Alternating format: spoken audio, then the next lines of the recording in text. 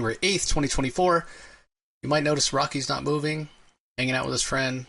He's here in spirit. He's holding a spirit. Well, he's holding a Corona, but he couldn't make it tonight, so apologies for that, everybody. I'm going to have to run solo on this one.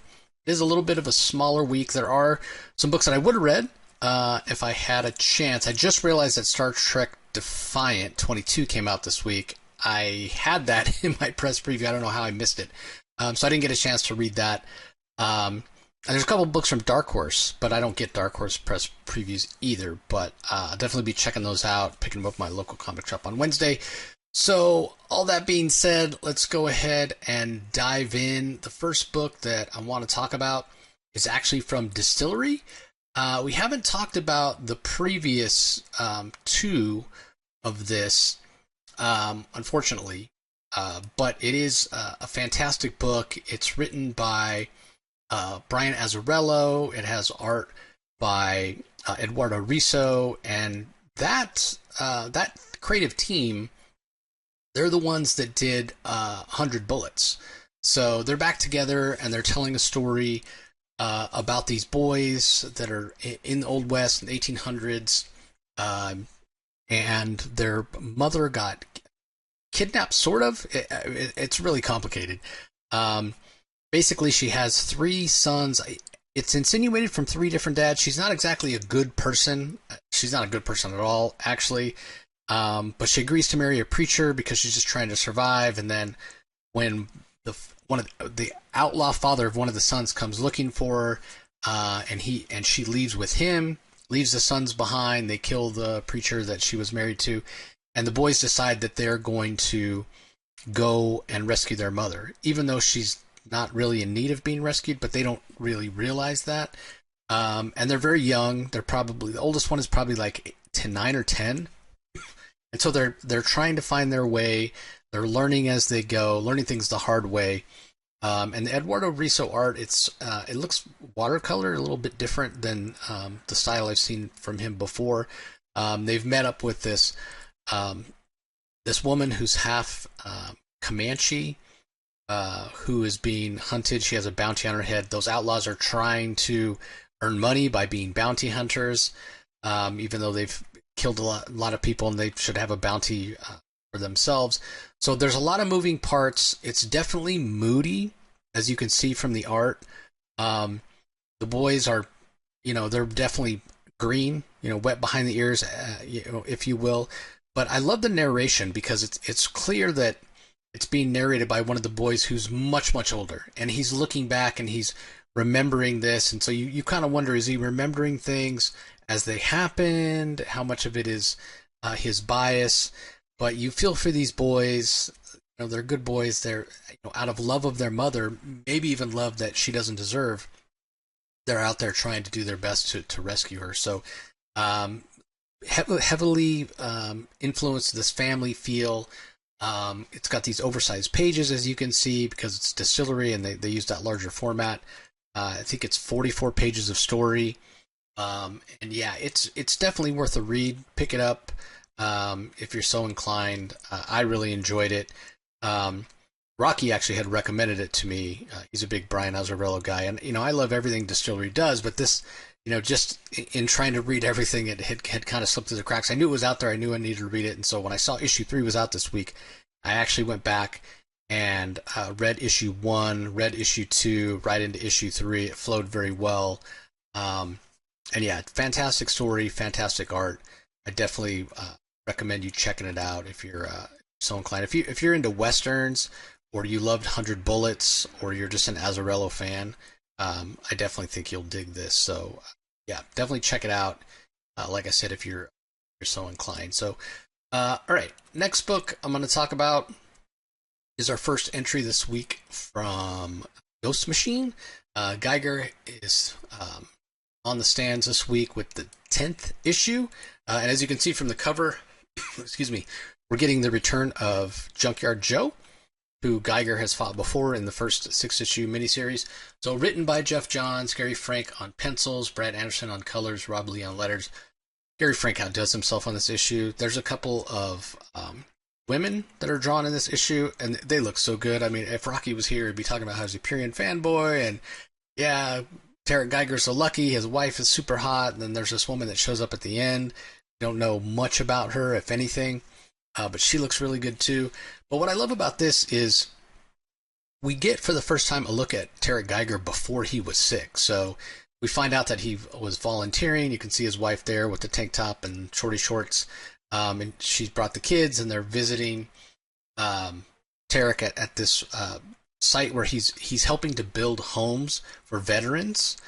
He himself was a veteran, and so he knows that there's a draft going on. He talks about one of the other guys that's there that's helping him, how his son got pulled out of his third year at UNLV. I mean, that's something that you used to get a deferment if you're going to college back in the day. So, you know, it's this alternate history. But it was cool to see Tarek and his family, you know, before he was sick, and kind of see what he looked like when he was kind of hale and hearty, if you will. And we get to see the kids, Tracy and, Tracy's his wife, Marcus and daughter's names. But yeah, they're Violet. His daughter's name is Violet. But yeah, they're all there, and it's fun to see because it gives context into who Geiger is as a character, right? Like, we know how much he really sacrificed for his family. You know, basically was willing to lay down his life for his family and what have you. So you get some of that context, and you kind of understand where he's coming from and what drives him. But like I said, Gary Frank's really outdoing himself. Not just a beautiful woman, but I mean, look at this splash page, right? Where Geiger's fighting against some guys that were attacking him and the knight that he has with him, and this older couple. But he's becoming very disconnected. You know, I talked the last issue about how I'm really starting to get an Incredible Hulk feel, and this old couple, they're very appreciative of what Geiger's done, and they try to talk to him, say, hey, you know, thanks, glowing man, or what have you. He doesn't want to hear it. Nate, you know, this knight that's supposedly his friend, you know, the old couple says, hey, is there anything that we could do for him? He's like, do you have any books? Turns out they do. And that always used to get Tarek excited, right? He doesn't even care about books anymore. He's so in his own head. And I don't know if it's the radiation that's affecting him, his powers are affecting him, if there's something else going on. It definitely seems to be something physiological, because he is losing control of his powers, as we saw last issue. So you can see Nate in there, you know, trying to, you know, tell him about the book, saying, hey, Robinson Crusoe, have you seen this, seen that? And Geiger just loses it. Tells him, sit down, Nate.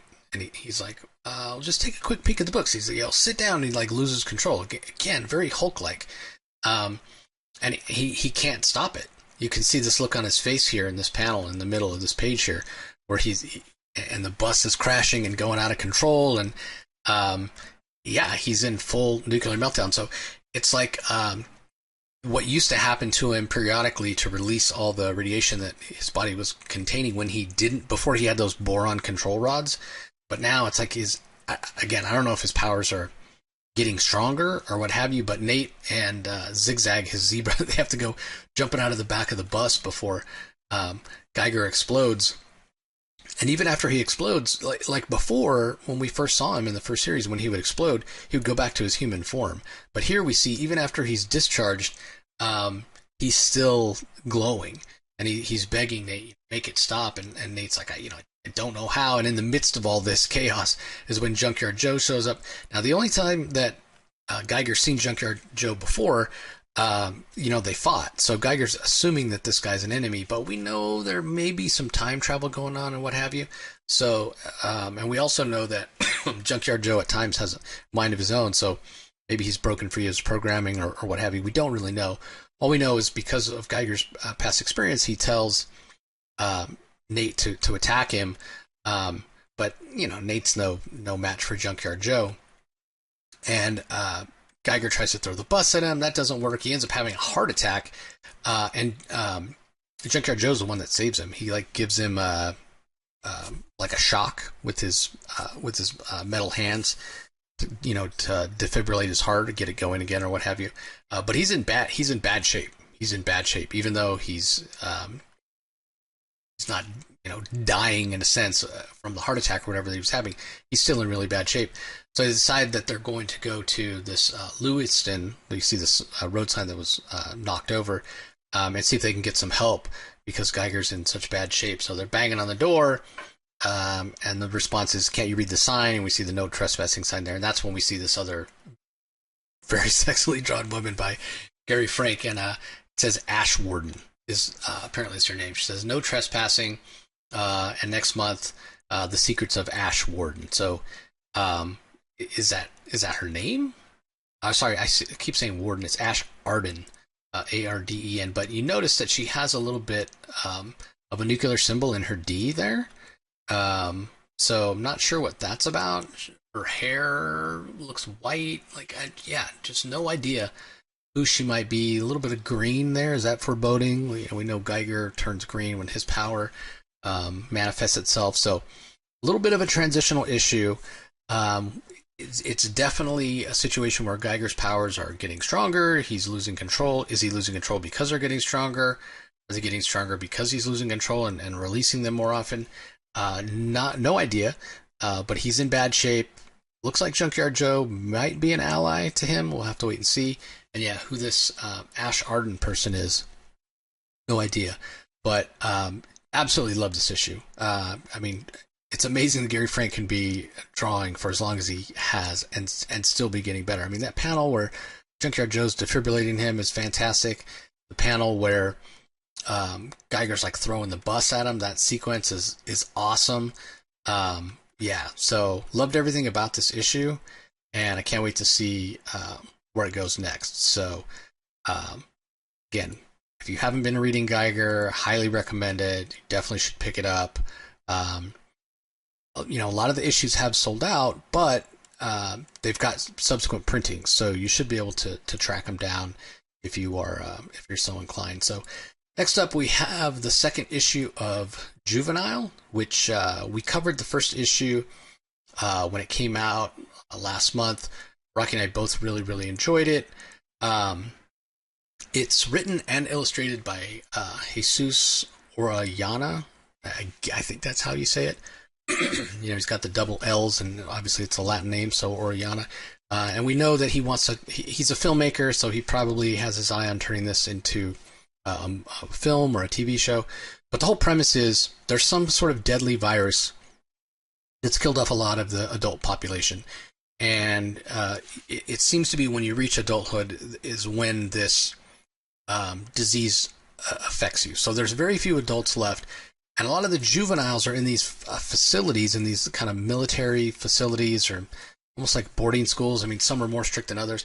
And they're given this regimen of pills, and they're watched very carefully. And it's all under the guise of, hey, we want to save your life. We want to keep you from this virus from killing you or what have you. But what we're discovering is that it's actually not the truth. What is actually true is that the pills that they're taking are suppressing like telekinetic powers and psychic abilities, being able to read minds and what have you. And so one of these kids, last issue we saw, he stopped taking them, and he was able to manifest some abilities. And this other girl that has a crush on him saw him drop. He had this spoon that was like modified, like he was using it to try to escape or something like that. And he dropped it, and she saw him levitate it, and now she's trying to get answer from him. That's where this issue kicks off. But he's the one to give her the answers, and so she eventually kind of traps him into showing the abilities, and she wants to know why he has them. He explains that he hasn't been taking his pills, and she's like, "What are you doing? You're trying to kill yourself?" And he's like, "No, I don't think that's the case." It's like, "I felt better than I've ever felt my whole life. I don't feel all hazy and depressed and nauseous and what have you. I think these pills are what's making us feel so terrible. And when I stopped taking them, I manifested these abilities." So she stops taking her pills as well, and then she's able to manifest some abilities as well. And that's where this issue kind of comes to an end. So these two characters, they definitely seem, they're almost frenemies in a way. There seems to be some attraction, but yet there's a lot of animosity. They don't trust each other. And in the environment they're in, you can't really blame them. but it's a pretty interesting premise. I always sort of take it with a grain of salt when somebody's making a comic, not to just make a comic, but it's so obvious that they're wanting to expand into other mediums. And I do feel like that's the case here to a little bit of an extent, because there's a lot of things there's a lot of context that feels missing. It's almost paced too quickly. Things are happening too quickly. I'm not sure why I'm supposed to care about these kids, other than the obvious of they're being lied to by the few adults that are left, and they're being sort of controlled through this medication and what have you. And so you can't help but have some empathy for them. But like individually, they haven't been fleshed out enough as characters yet for me to really be invested and root for them. You know, I'm interested enough because it's an interesting premise, but I think if there's a little more care given and taken a little more time, that it might work better. But again, I mean, if you're coming at it from a different medium, whereas those things can be established in the way the person's holding themselves or the tone of their voice, or but we don't get that here because this is a different medium. So, and the other thing that's kind of interesting to me is I do find it hard to believe that this has been going on for years and years and years, and there was never a kid who didn't want to take his medicine. I mean, they're teenagers. They're sort of rebellious by definition. And so you would have thought that this would have happened before, where somebody would be like, man, I just don't want to take these pills. And they would have discovered it. And maybe they have, and maybe there's other stories to be told. I'm not really sure. But it is enjoyable. 5 issues long, as you can see. Next issue coming in February. So it is interesting. It has a lot of potential. And I only say, I don't mean to be critical, but it could be even better, because I think it is a really interesting idea. I mean, it's not the most original. But again, if it goes to another medium, this is all going to be on the strength of the main characters, like how well it's done and how well it's received and what have you. Like,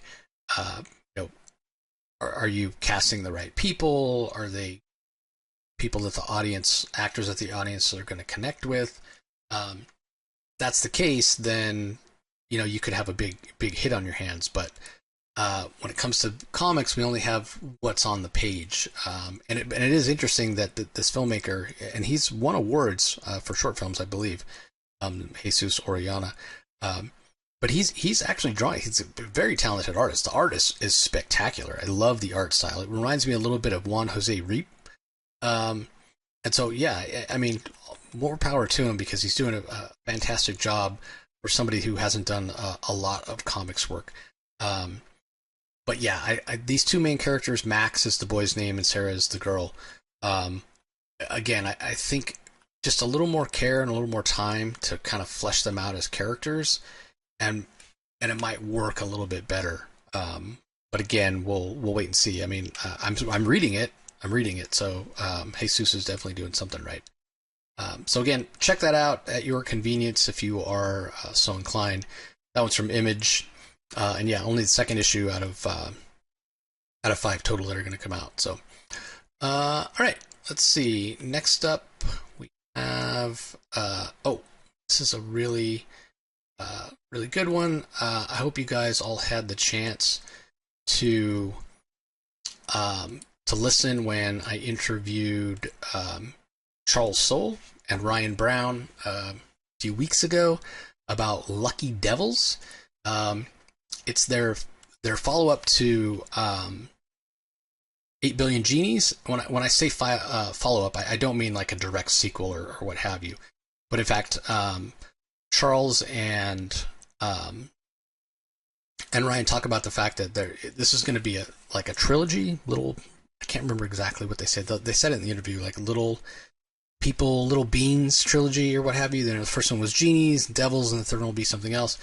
But this is fantastic. Again, go listen to the interview I did with them about a month ago.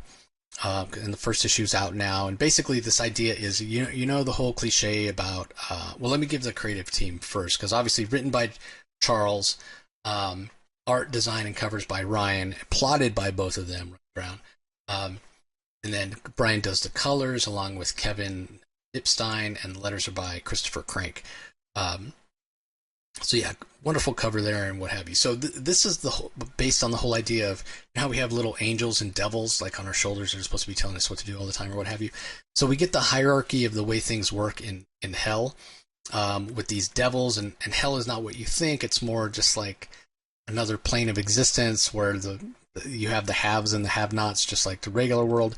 And so the devils that we meet here, um, they basically are trying to get the people that they're assigned to do bad things, to make the world a worse place.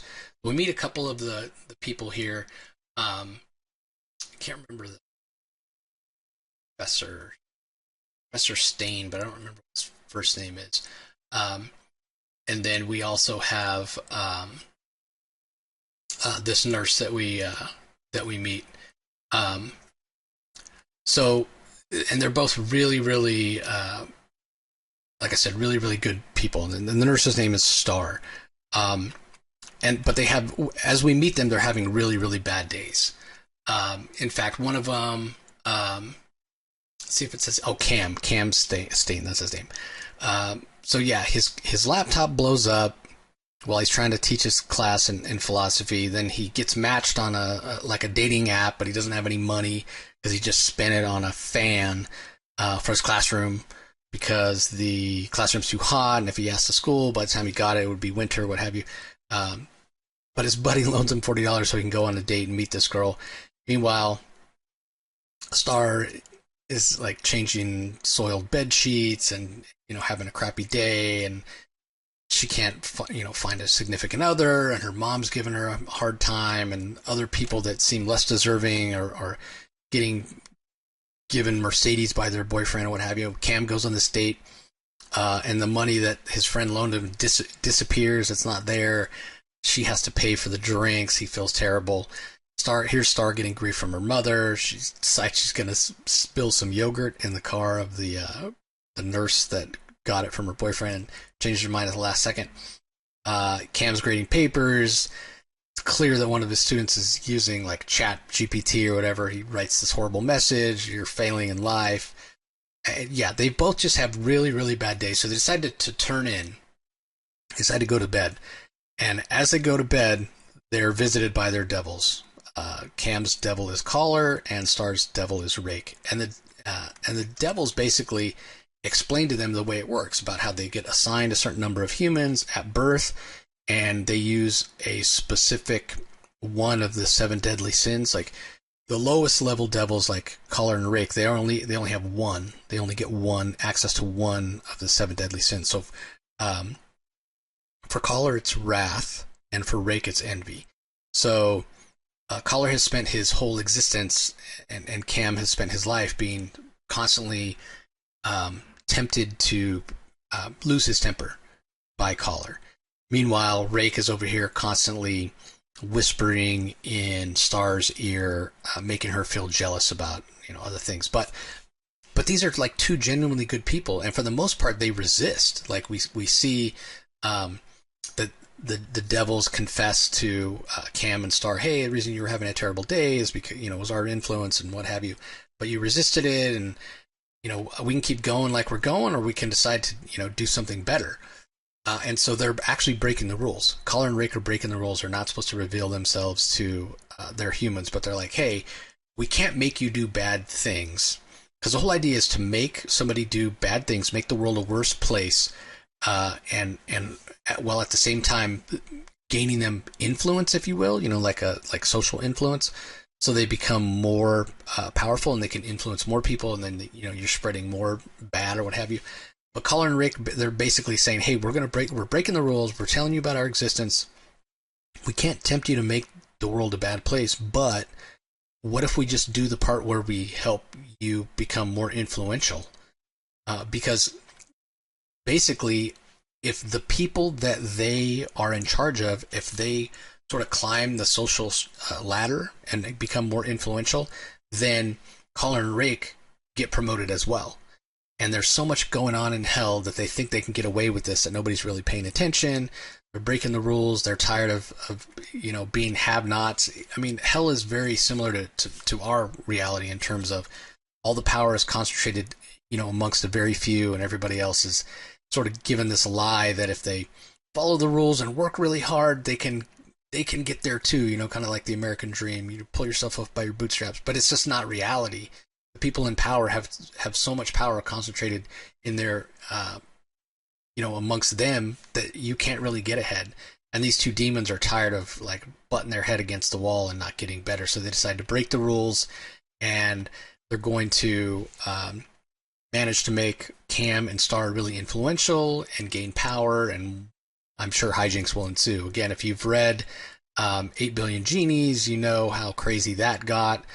This is going to be similar. Now, with 8 Billion Genies, the first issue took place over 8 minutes, and then 8 hours, and 8 days, 8 years, so on and so forth, 8 weeks, 8 months, all that. This is going to be set up a little bit different. And again, you can go listen to my interview. Charles talks about this. They've got a little bit of a different dynamic, and you can kind of see it on this title page. So the first circle is Limbo.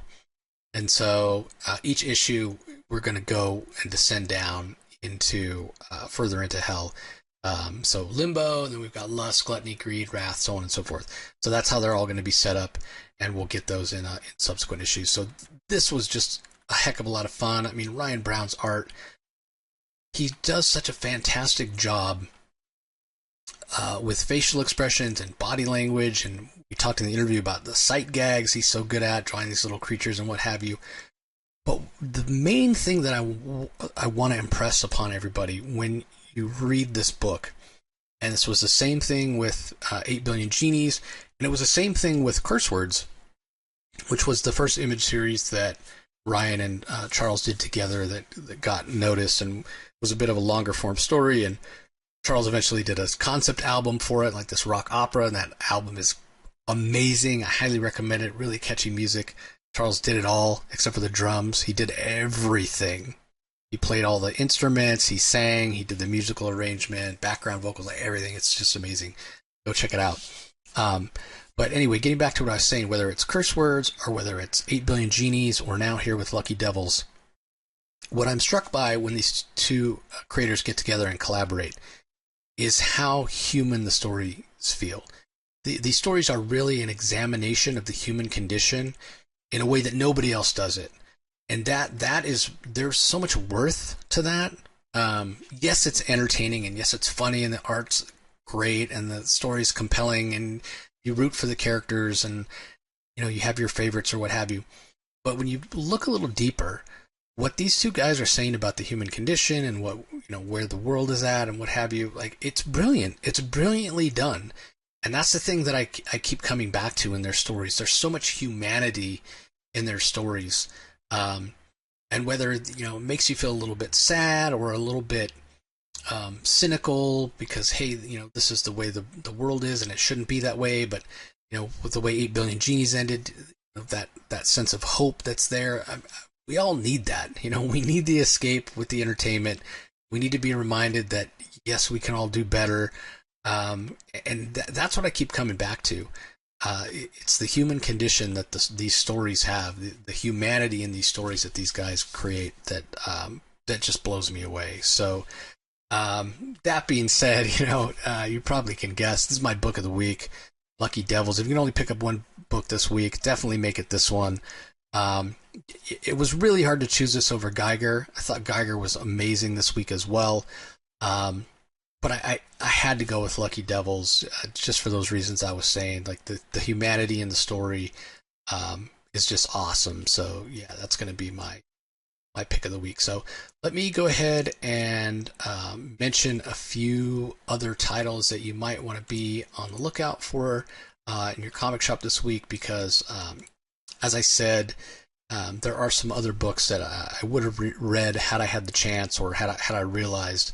Totally on me. I totally blew it on the Star Trek Defiant. I definitely would have read that. But Transformers number 16 is out in the Energon universe.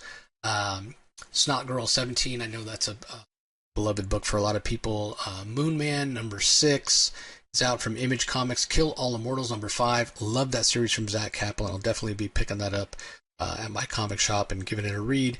Kaya's up to issue number 24. That's a fantastic series from Wes Craig as well. Supposed to have Wes on at some point to talk about it. I'm looking forward to that. Over in Dark Horse and sort of the Mark Miller corner of their universe, we've got Nemesis, Rogues Gallery, issue number 5, as well as Jupiter's Legacy, finale number 3, and Prodigy, Slave of Mars, number 5. I already mentioned Star Trek Defiant, number 22 is out this week.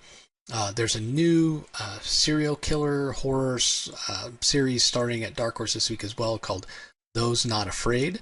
It's written by somebody that I'm not it's written by Kyle Starks. I was getting confused with something. We're definitely familiar with Kyle Starks. And Patrick Piazzalunga does the art, but Glenn Fabry does the covers. Glenn Fabry, most well-known probably for doing the covers on those Preacher books back in the day. So the covers are very striking in that book. So pick that up if you're so inclined. And then the last one I want to mention is Nexus Scourge number 2 from Alien Books. This is Mike Barron on his Eisner-winning Nexus character. I've never read any Nexus. It's one of those books on my list that I've never made the time to check out, but at some point I definitely will. But anyway, appreciate you all hanging in. Again, apologies that Rocky couldn't be here with me to give his thoughts on the books. Really wish he could have been. And kind of on that note, we didn't record DC Spotlight either. So if you're looking for the DC Spotlight on Rocky's channel, Comic Space Boom ! Over on YouTube. It should be out tomorrow on Wednesday, or later today if you're listening to this when it's being released. Probably right around 8 o'clock Pacific, maybe a little earlier. There's not a whole lot of DC books out this week, but he just had some stuff come up and couldn't record. So it definitely will be out, hopefully late in the day on Wednesday.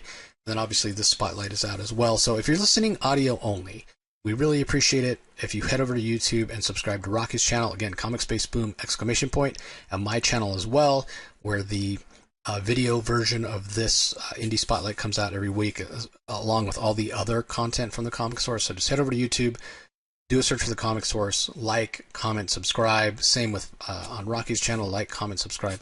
All that stuff really helps out, helps the reach, helps us build the channel and get more access to more creators and things like that. Now, if you're checking us out on YouTube, and you're like, man, I really would like to listen to the audio-only version when I'm working out or on the subway or driving a car, what have you, or go back and listen to the thousands and thousands of previous episodes from the Comic Source, you can do that. Just go to whatever your favorite podcast platform or app is, do a search for the Comic Source and subscribe. Again, all the episodes are up there all the way back to our first episode. So we really appreciate you hanging in, and hope you've got some fantastic books this week that you're picking up. If there's an indie book that you're reading that we haven't covered and you feel like, man, you guys really need to check this out, it's awesome, let us know in the comments. We love to get conversations going in the comments, and we're always on the lookout for recommendations for really good indie books. I mean, the shelves are crowded these days, and it's hard to read everything and check everything out. And so word of mouth counts for a lot with comic fans, as you guys all know. So anyway, that's going to do it for this episode, everybody. Appreciate you joining as always, and we'll talk to you next time.